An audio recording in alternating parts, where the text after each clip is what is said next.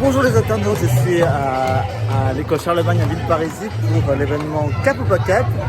Ça clôture donc les 2 journées sans écran organisées par l'association Cap ou pas Cap. Là j'ai un ballon de volleyball. Est-ce qu'il y a un autre ballon de volleyball quelque part? Où est-il? Allez vas-y. Soulevez deux. Soulève-moi-en deux, il faut les deux. C'est des bonbons comme un peu des chamallows. Pique du côté où c'est pointu. Les participants déjà ils commencent par désinfecter les mains. Oui. Ensuite on leur donne une brochette. Et dessus chaque enfant choisit des bonbons et des fruits. Il faut qu'il y ait les deux sur la brochette. Et après une fois qu'ils ont fini, on met un petit tampon dans la case cuisine. Après ils sont bons, c'est aux autres de... Faut qu'elle passe aux autres ateliers. Il faut avoir 6 ateliers sous tampon pour après pouvoir avoir un goûter. Non, moi j'ai que ça. D'accord. Ils ont déjà un premier goûter là déjà. Comment? Est-ce qu'ils prennent plus de bonbons ou plus de fruits? Des bonbons.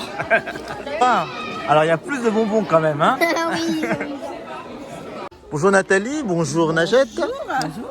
Alors donc aujourd'hui c'est l'événement qui s'appelle Cap ou pas Cap, hein. C'est la 2e fois que vous proposez cela, c'est bien ça? Tout à fait. La dernière fois, l'année dernière vous l'avez fait au parc Balzac si mes souvenirs sont bons. Et là on le fait sur la cour de l'école Charlemagne. Il y a une évolution, j'ai vu qu'il y a une association qui a été créée, Cap ou pas Cap. Alors en quoi consiste cette association? Vas-y, on va essayer de vous décrire un petit peu nos objectifs au niveau de l'association. Donc, les points principaux qui seront abordés par la sauce sont... Alors, on va proposer des alternatives aux écrans à travers plusieurs activités. On va travailler avec certaines écoles primaires, les collèges. Le but étant de sensibiliser les parents pour trouver cette alternative aux écrans. Leur proposer différentes activités. Donc là, nous sommes sur notre première action avec l'une des écoles sur Charlemagne. Ce sont des parents d'élèves qui se sont emparés du projet. Nous les accompagnons à travers ce projet. Donc on a fait appel à des partenaires associatifs en sport. Culturel et puis artistique. Et ce que l'on essaye de rechercher là au travers de ces manifestations, c'est faire comprendre en fait aux parents et aux enfants qu'il y a énormément d'alternatives qui sont proposées au sein de Villeparisis et aussi de les sensibiliser en fait au niveau de l'impact d'une surexposition en fait aux écrans. Donc, voilà, il ne faut pas banaliser un petit peu l'utilisation des écrans, de tout ce que l'on a au niveau d'Internet. Il faut peut-être accompagner les enfants pour mieux cibler un petit peu leur interaction avec les réseaux et surtout faire comprendre que ici sur Villeparisis, on a autre chose à faire que les écrans. Nous avons des centres qui sont ouverts, nous avons tout ce qui est médiathèque, associations qui sont là à leur disposition. Donc on fait découvrir tout ceci. On compte une centaine d'adhérents, donc c'est un bon démarrage. On leur a proposé 4 grosses activités sur l'année et puis ils participent avec nous à nos activités avec les écoles, notamment avec nos partenaires, le centre culturel qui a proposé des spectacles à tarifs très préférentiels pour proposer une alternative aux écoles.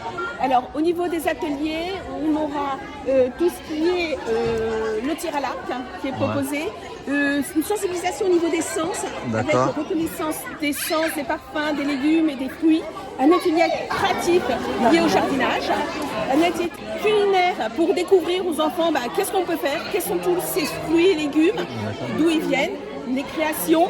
Nous avons après le ping-pong qui est à leur disposition et le karaté qui est plus naturellement dans les locaux, qui est beaucoup plus simple à gérer. D'accord. Et nous avons aussi une partie foot Et roller et karaté. Et le jeu de mémorisation. Un mémo. Ça, le mémo qui est à notre disposition. Ok. Donc voilà. Et on discute vraiment, le but étant que on discute avec les parents et de remettre le point sur le but de ces moments-là, c'est qu'on peut faire autre chose que les écrans. Et Premier événement donc du coup. alors sur l'année, oui, premier événement avec l'école Charlemagne.